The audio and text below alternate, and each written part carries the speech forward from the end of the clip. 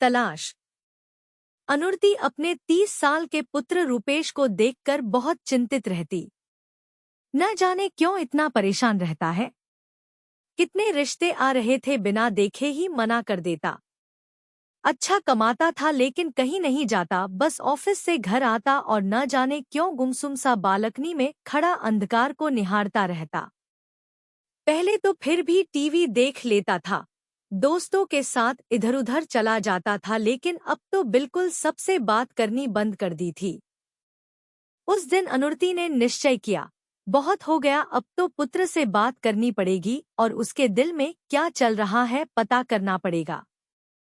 पुत्र की बेचैनी बर्दाश्त नहीं हो रही थी। वैसे सिगरेट बहुत कम पीता था, लेकिन आधे घंटे में 4 फूंक चुका था। अनुर्ति रूपेश के पास जाकर चिंतित स्वर में बोली, क्या बात है बेटा? अपनी परेशानी मुझे नहीं बताएगा तो किसे बताएगा? क्या चाहता है?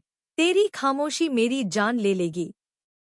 रूपेश ने जब बगल में खड़ी अनुर्ति की आंखों में देखा तो रूपेश की आंखों में उदासी और अकेलेपन को देख अनुर्ति सिहर गई। रूपेश फिर मुंह फेर कर अंधेरे की ओर देखने लगा। अनुर्ति ने निश्चय कर लिया था, जब तक रूपेश अपने दिल की बात नहीं बताएगा वह भी वहां से नहीं हिलेगी। रूपेश अंधकार को चीरता हुआ अपने अतीत में चला गया। 10वीं में उसकी कक्षा में एक नई लड़की आई थी, सिमन। उसी के मोहल्ले में घर लिया था। बहुत सुंदर और मासूम सी लड़की थी। रूपेश तब अपने मोटापे के कारण हर किसी के हास्य का कारण था। डरा सहमा सबसे अलग अलग रहता था। तब सिमन ने आगे बढ़कर उससे दोस्ती की थी। सिमन पढ़ने में चुस्त थी, इसलिए अक्सर रूपेश उससे कॉपी लेकर अपना काम पूरा करता था। उसके दिल और जिंदगी में सिमन का एक विशेष स्थान बन गया था। पिता का साया नहीं था, माँ घर चलाने के लिए काम में व्यस्त रहती थी। इसलिए अकेलेपन से जूझते रूपेश के लिए सिमन का साथ संजीवनी बूटी की तरह था। 2-2.5 साल कहाँ गुजर गए पता ही नहीं चला। एक दिन वह कॉपी लेने सिमन के घर गया तो दरवाजा खटखटाना पर भी किसी ने नहीं खोला।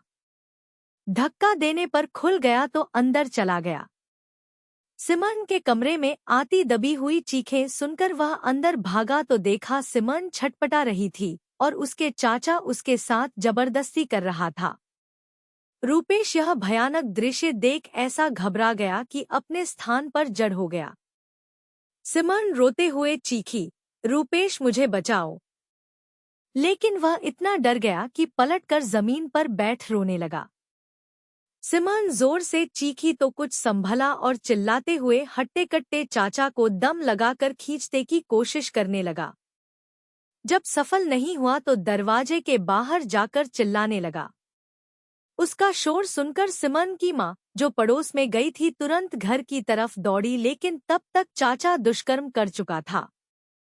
सिमन की माँ ने जब यह दृश्य देखा तो गुस्से और बेपसी से अपने देवर पर चिल्लाना शुरू कर दिया। फिर रोते रोते रूपेश और देवर को घर से बाहर निकालकर द्वारा बंद कर लिए। सिमन के पिता अक्सर काम के सिलसिले में बाहर रहते थे। रूपेश ने बहुत कोशिश की सिमन से मिलने की, लेकिन कई दिन तक सिमन की मां ने घर का दरवाजा नहीं खोला, न किसी से मिली। मोहल्ले में बहुत सी बातें बनती रही।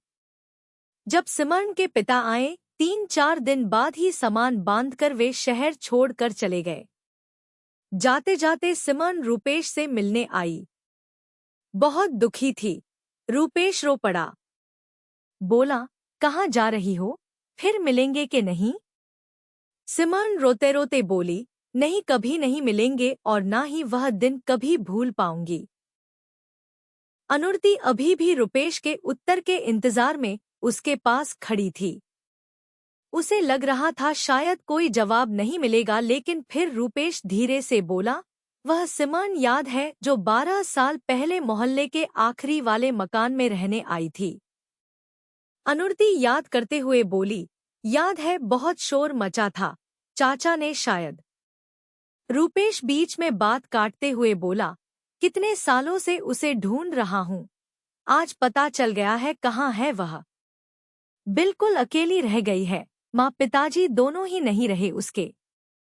अनुरति व्याकुलता भरी आवाज में बोली, तू क्यों ढूंढ रहा था उसे?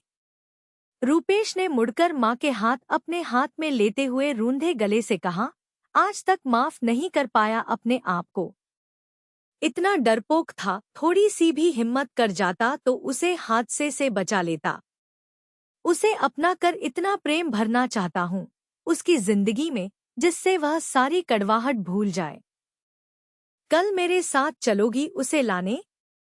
अनुरति की आंखें नम हो गई, उसने हाँ में सिर हिला दिया।